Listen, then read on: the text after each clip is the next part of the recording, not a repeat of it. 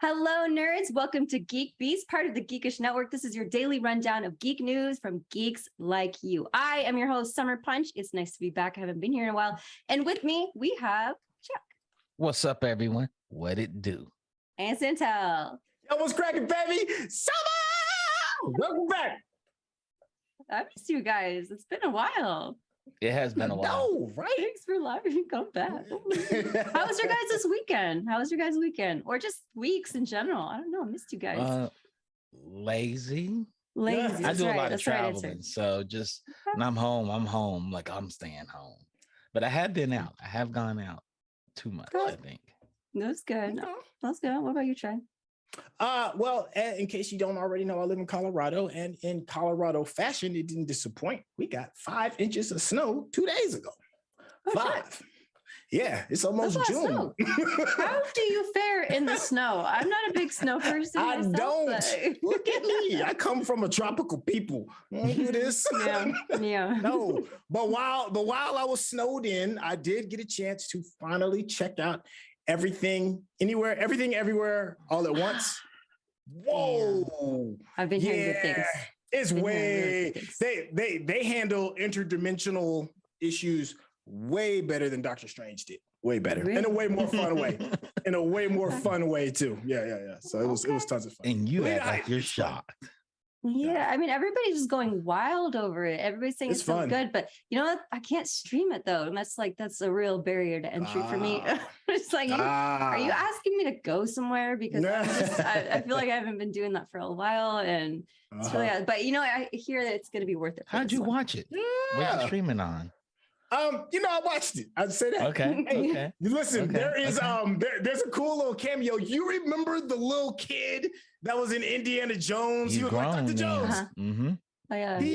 He's a grown ass adult, as he should be, because we're damn near the same age, and he's in it. He's like a main character. Mm-hmm. Really? So, he was in the Goonies too. He was in the Goonies as well. Mm-hmm. Okay. So husband, I guess. Yeah, he kills it. He does a really good job. It's a stand-up. Short round. Just fun. Mm-hmm. It was fun. Yeah, short round. That's what it was. Short round and data. That's right. Data. Mm-hmm. I just love that Michelle Yeoh is the lead, though. You know, that like the biggest movie of the year so far is being led by like a middle-aged Asian woman. It's like, fuck yeah, we need more of that. You know, dope. It's so good. Yeah. She's so impressive every single time I see her. Fucking badass. Yeah. And she comes with it, and there's so many. This is no spoilers, but you know, there's just a lot of different interdimension kind of stuff. So she gets, as an actress, she gets to play. It's just one of them kind of things. She gets to play and be different, kind of do different things with the character. So you get to really, exactly. That's what I'm saying. It's fun. You get to see her do her thing. I love it. Keep killing it, Michelle Yeoh. All right, let's get into the news today. Guys, big fucking news today. Activision Blizzard employees have won a union vote. So the Game Workers Alliance, the union of quality assurance workers at Activision, so the QA people, subsidiary studio Raven Software has won their union vote that took place today, or I think maybe yesterday. The votes were tallied today, and the union passed with 19 out of 22 votes with 2 challenged ballots. So the election, so it looks like it's swept. The election makes the Game Workers Alliance the first union for Activision Blizzard and only the second formal union in the U.S. video game industry. Guys, I just heard a little, it deserves a fucking moment. This is huge. This is fucking huge. All right. Speaking from personal experience in the video game industry, it is a fucking grind. And QA workers like legitimately probably get the worst of it too. They're crazy hours, like absolutely no job security, no respect, lowest wages. Like they really get put through the ringer. And so for them to go through all of that and then come out the other end with not only a union for themselves, but the second or first one in the video game history, an industry that needs a union desperately, like this is a huge fucking deal. So good on them. Good on them. Yeah, I'm wondering, like, out of you all's expertise, like what would be one of the first things after them unionizing that they would want protected? The hours or wages or time off, or like what would be like, what's like the hot topic for that they would want protected? Wages. I think Yeah, wages. wages, probably job security. I know that Activision, Blizzard, like I worked at Activision myself and I went through a round of layoffs there too. And like the fucking PTSD that you get after like having not been fired or being fired, but it's just crazy. Like they'll just like every 2 years, they'll lay off like 10% of the entire company. And the people who are not salaried are almost always the first to go. So it's pretty wild. There's no job security and there's constant like the tension that leads, you know, like there would like everybody was just sitting at their desk when it was happening during the year that I was there and just waiting for HR to just like walk around and like tap people on their shoulder. It felt like literally an executioner coming over and like you didn't know if you were actually going to be like cut or not. But it just created so much fear. And I mean, these people are, most of the QA workers, they're not even salaried. So they don't get like a guarantee that they continue to have a job after like their contract ends.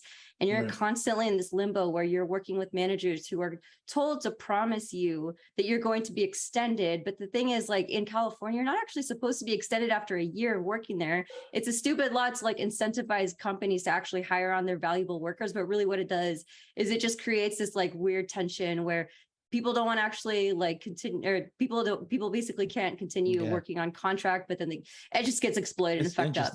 Because in California, you can work 15 out of 18 months. And so you start splitting up your month trying to stay because they need to keep you on projects. When I was at Sony, we were all contract workers. Most of us were. And it was like, we got to split you up because you're coming to your 15th month mark. So we know you can only work you 15 out of 18 months. So it's like a strategic way to get around the law because like if you can't work like a year and a half, I think it actually changed to now like a year now. When I was on contract when I was first in the industry because that's how like you get your fucking foot in the door, bullshit like that. And instead of what they do is you're not supposed to work for like a year. I think at the time when I was doing it was like 2 years. And so what they do is they make you wait 3 months to just not have a job, and then they'll start the cycle over again.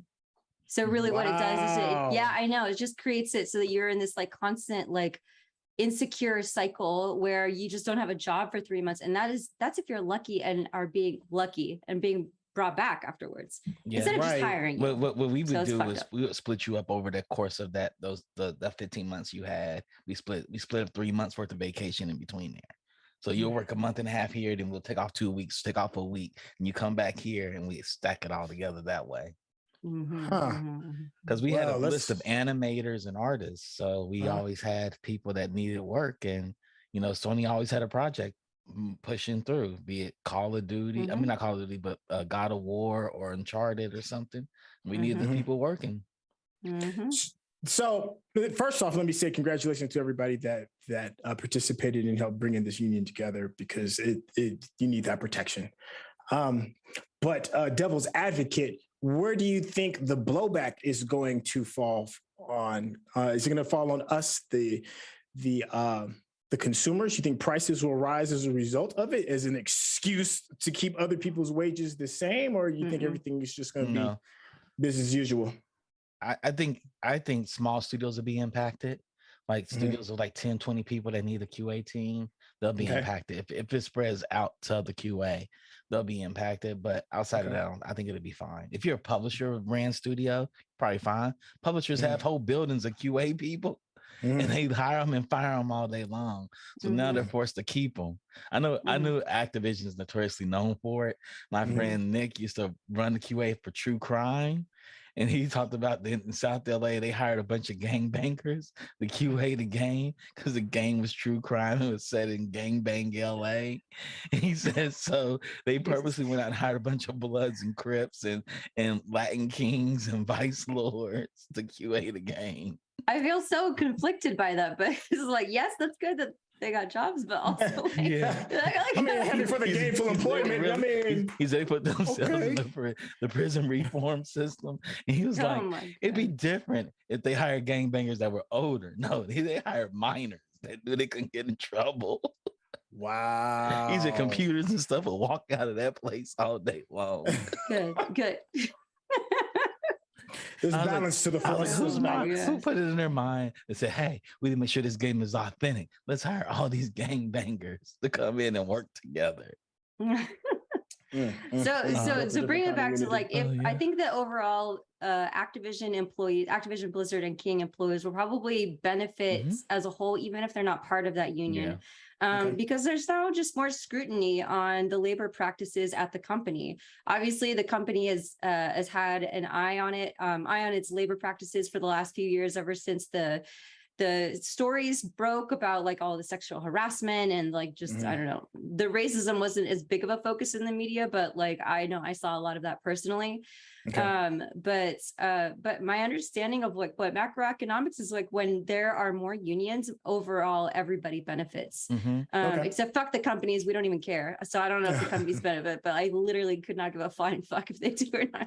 Like, Activision Blizzard can deal with whatever it is anyways. Like they've been exploiting workers, you know, like they're talking about like the difference between like $18 an hour, $22 an hour for people who get the lowest of wages there. And like, you know, to their bottom line, that means nothing, right? It's just a way to like amplify and like maximize the profit margin.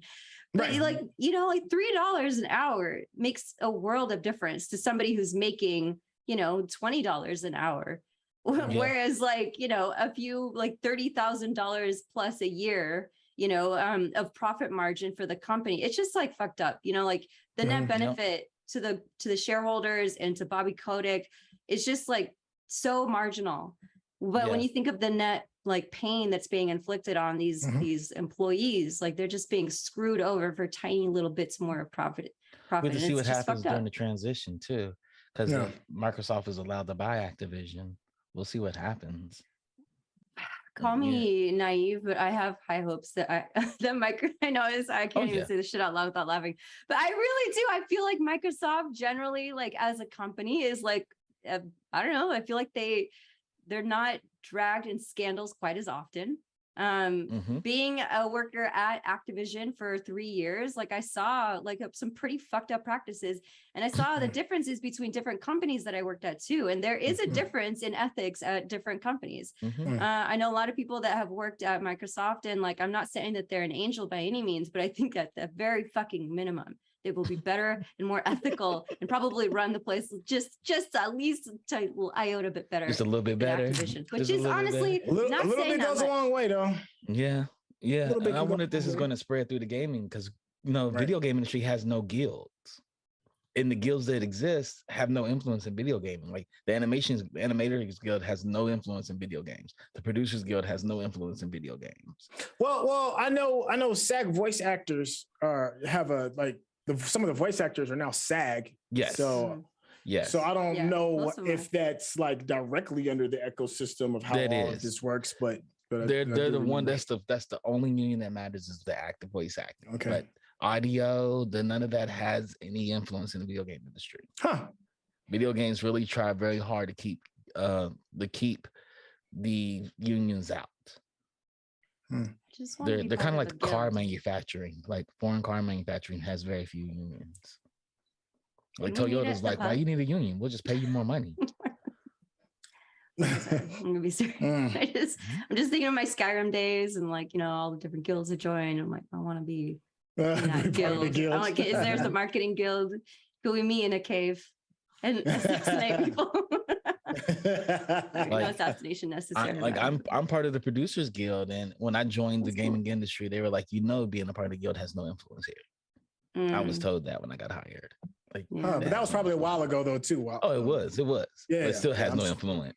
Oh, okay. They still fight to make sure they didn't have any influence. But now, the QA has one, and I'm pretty sure there's a whole set of artists like, man, I could be working in the film industry and getting paid this overtime instead of sitting here.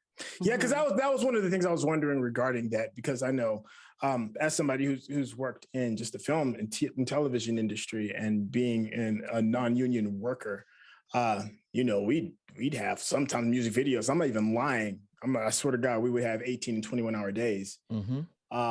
And you know, your rate is your rate. You don't change. So I was just wondering, because I know that like these testers, they work like some considerably long hours. And hopefully, you know, they'll be depending on the studio, they get smashing some of that over. Yeah, smashing some of that overtime. Yeah. So okay. The producers need to do better time management. Well, know how to cut things. Tell design no, and just cut things. Keep it moving. Yeah. Hi, chat, by the way. I only just now looked at the chat. Hi, Drew Moon. I don't know who Drew Moon is. This is a new name to me, but maybe it's because I'm he's the one of the one owners that's been gone for a while. of Digital Click. Oh, hey, Drew. What Yeah, up? Yeah, he's one of the co-founders of Digital I Click. always mess up your shout outs. I'm so sorry. I hope you've never Yeah. heard how badly I butcher it, but get Digital Click. Fucking did it again. I swear it wasn't Permatemps. first. I like how the funk said Summer's dead on about the exploitation of permatemps. Yeah, they exploit them all day long. Oh, There's yeah. people Well, that that's get because I was part of it. promised, Yeah. and QA Mhm. gets promised from a lot of developers. We're gonna move you up into the team. You're gonna be a producer. You're gonna be a designer. Oh, we're gonna help you with the engineering job. So fucked You get up. these people's hopes up really high, and they never move. Yeah. They never deliver on them. It's very exploitive. One of the and greatest game designers I know is a QA lead. He has no business being a QA lead. He needs to be a combat designer. yeah, Somebody there's needs a lot to of hire him as a combat untapped designer. talent, just because Super it's like good. super Super exploitive good. like work process. So all of this is coming after months of union busting by Activision itself. So Activision Blizzard was persistent in its attempt to stymie the unionization movement. Days after the GWA formed, Raven QA employees were broken out of their single department and distributed across multiple teams. So basically they broke them up. Fucked up. The company has also failed to voluntarily recognize the GWA, triggering the election process. So during that time, the company petitioned the National Labor Relations Board to determine that the voting unit be comprised of Raven software employees instead of just the QA workers, trying to unionize, which would have potentially diluted the majority needed to formally elect a union.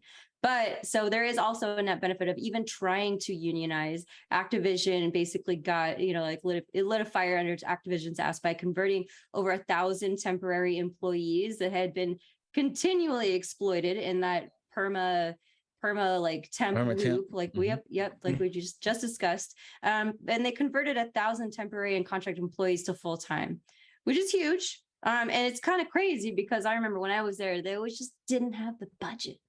But all of a sudden they have the budget when there's a union, just like knocking they didn't have the door. budget, but They always have the budget. They just don't have the budget. Of course they have the fucking budget. Of course they do. Of course they do. And anyway it goes, if they didn't have the budget, they write it off as a loss anyway and still make more money on the taxes. It doesn't matter. Mm-hmm. They're playing with house money. It's like, we spend the money on this operation cost. I'll just write it off. We'll get it back in taxes. So through direct dialogue and with each, so the Brian Raphael, the studio head at Raven, wrote, so through direct dialogue with each other, we improved pay, expanded benefits, and provided professional opportunities to attract and retain the world's best talent. That's basically the company line coming from Activision directly. So Raphael's language touted the company line from Activision, saying that what they've been saying basically since the unionization process has already started. And they went on to continue saying that that the National Organizing Director, CW, has called the most tired anti-union talking point straight from the union busting script. Fuck you, Activision, on to the next one. I hope this starts a trend. I hope to see more unions at more places and a bigger one at Activision. We'll see that union proliferates across the industry and grabs in more disciplines. I know that International Game Developer Association has been trying to unionize for a while. So this will be interesting. We will be sharing updates as they come. So on to some more fun news. Thor has a new trailer. Thor Love and Thunder gets the trailer gives Jane Foster her mighty due. So she's super beefed up, right? This is Natalie Portman. Somebody we know it's this skinny little mini. She's fucking jacked in this one. So I'm not exactly sure how that came to be. I'm not really sure if the trailer touches on it. Did you guys see the trailer yourself? It looks pretty fun. Yes, I saw it. Looks classic, like it's the only trailer I saw. It's the only trailer I need to see for this movie. I really don't need to see a trailer for this movie. I'm gonna go see it. We're gonna see it. And we got a chance to get introduced into the big bad. Christian Bale's made his appearance as Gore. And he looks interesting. He looks interesting enough. Yeah. So because before, we just saw, it was just a bunch of Chris Hemsworth, being as charming as ever. But we didn't really straight up sexually exploited too. Like there's so many that you can't do that to women now. But like Thor is Thor, and it's okay. We love sexually exploiting him. But the references. Taika Waititi is on one. Yeah. Sure. Love that. Oh man, he can't miss right now. He can't miss. Yeah. I still have not watched Reservation Dogs, so that's on my list too. Another Taika Waititi project that I need to bang out real quick. Have you seen Jojo Rabbit?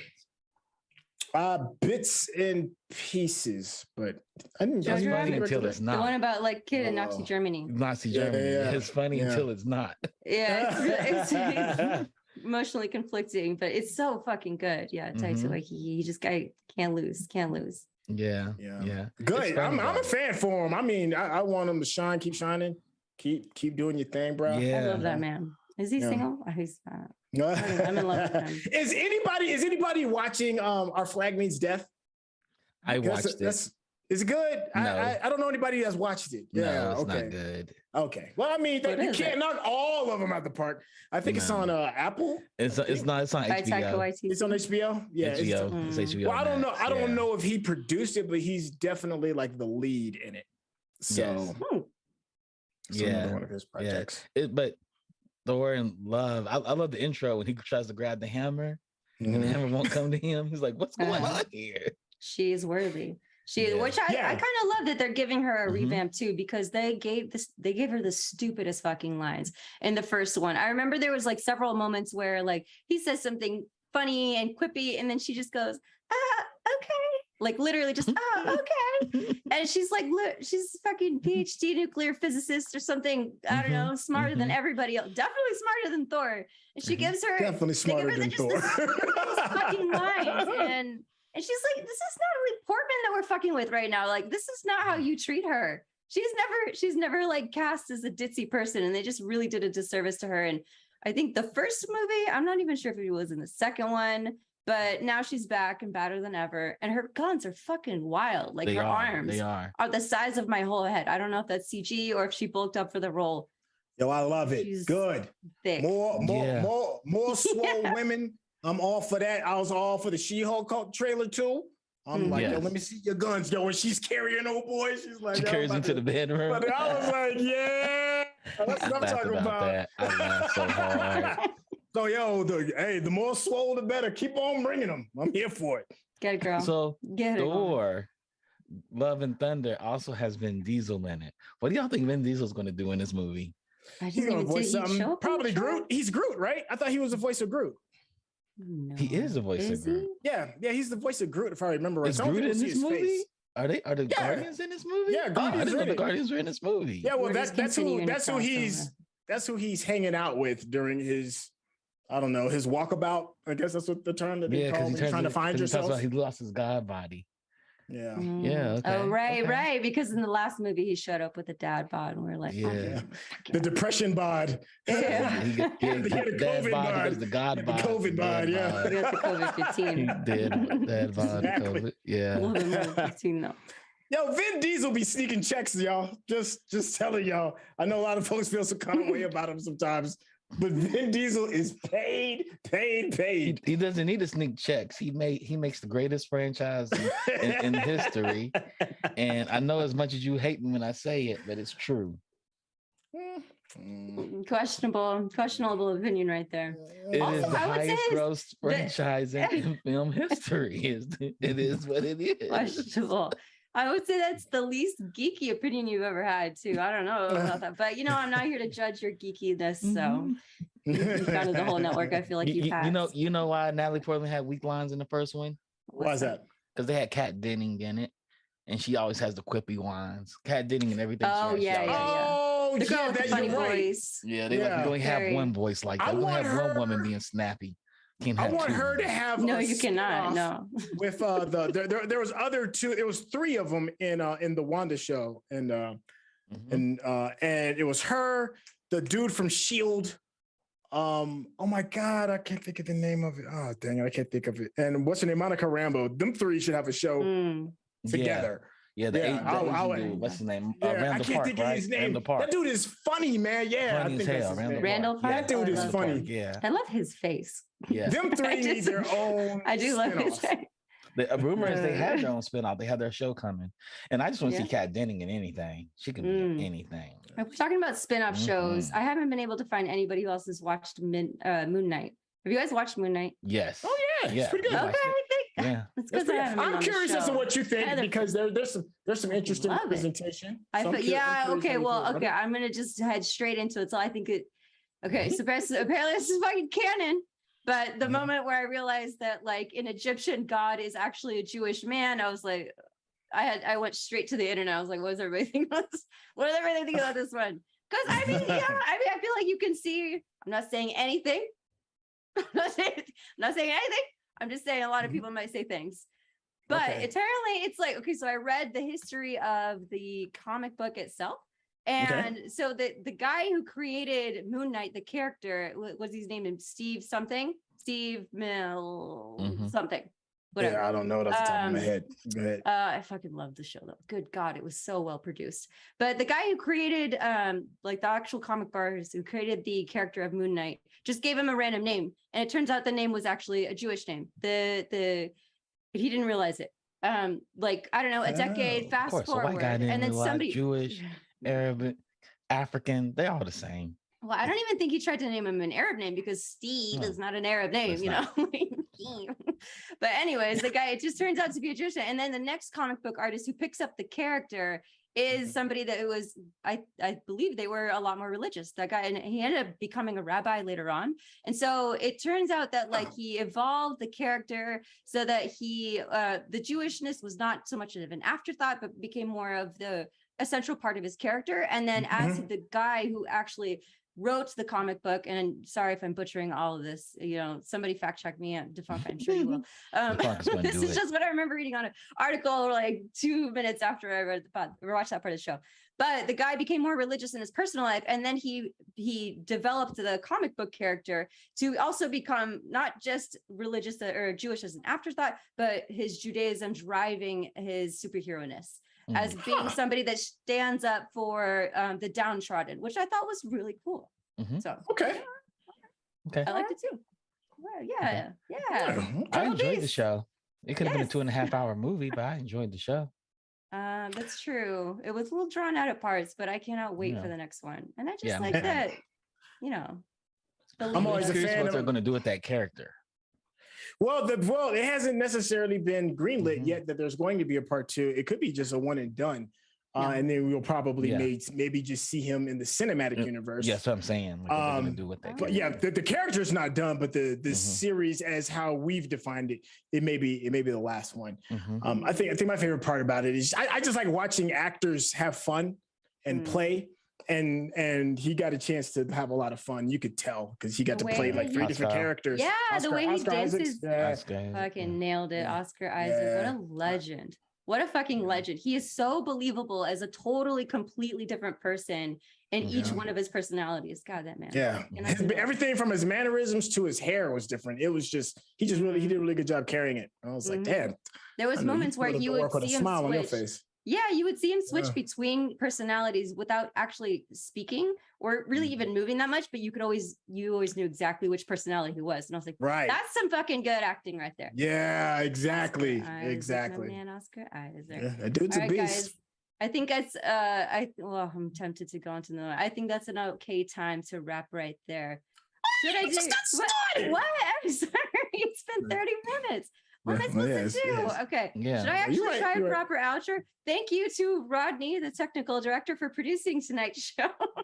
That concludes the news segment and also just the spitballing segment of our show tonight. GeekBeast is now in podcast form as well. So if you missed our live stream, which I know that you guys are turning into every fucking day, no worries. You can listen to it now on Apple Podcasts. So please subscribe to our YouTube channel and then everything else there is like Facebook.